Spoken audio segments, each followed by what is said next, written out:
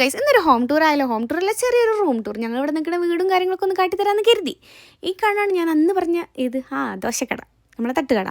കയറി ചെല്ലുമ്പോൾ തന്നെ ഒരു ചെറിയ ഹാളുണ്ട്. അവിടെ ഇഷ്ടംപോലെ സ്ഥലങ്ങളുണ്ട്. 2 ബെഡ് അവിടെ ഇട്ടു കിടക്കണ്ടേ. പിന്നെ ബെഡ്റൂമുണ്ട്, ബാത്റൂമുണ്ട്. എന്തെങ്കിലുമൊക്കെ ഞം ഉണ്ടാക്കി തിന്നേണ്ട വിശക്കുമ്പോൾ അതിന് കിച്ചണുണ്ട്. പിന്നെ ഡെയിലി യൂസ് ആക്കുന്ന സാധനങ്ങൾ അവിടെ വാരി വലിച്ചിട്ടിരിക്കണം. രാവിലെ 6 മണിക്ക് നീച്ച് പോകേണ്ട, ബെഡ്ഷീറ്റൊന്നും മടക്കിച്ചിട്ടില്ല. അതുപോലെ ഉണ്ട്, നിങ്ങൾ കാര്യമാക്കണ്ട. എല്ലാ വീട്ടിലെ റൂമിലും ഒരു ചെയർ ഉണ്ടാവില്ല, ഈ ഡ്രസ്സുകൾ കൊണ്ട് ശ്വാസം മുട്ടുന്ന ഒരു ചെയർ.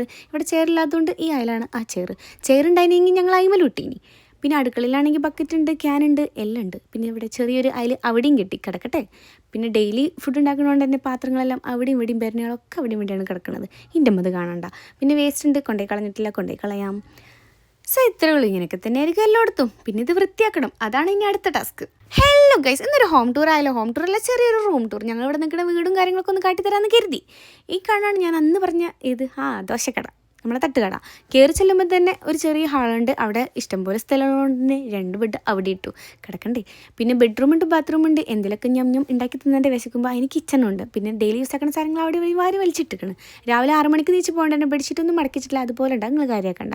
എല്ലാ വീട്ടിലെ റൂമിലും ഒരു ചെയർ ഉണ്ടാവില്ല, ഈ ഡ്രസ്സുകൾ കൊണ്ട് ശ്വാസം മുട്ടുന്ന ഒരു ചെയർ. ഇവിടെ ചെയറില്ലാത്തതുകൊണ്ട് ഈ അയലാണ് ആ ചെയർ ഉണ്ടായിരുന്നെങ്കിൽ ഞങ്ങൾ അയിമൽ ഇട്ടീനി. പിന്നെ അടുക്കളയിലാണെങ്കിൽ ബക്കറ്റ് ഉണ്ട്, ക്യാൻ ഉണ്ട്, എല്ലാം ഉണ്ട്. പിന്നെ ഇവിടെ ചെറിയൊരു അയൽ അവിടെയും കെട്ടി കിടക്കട്ടെ.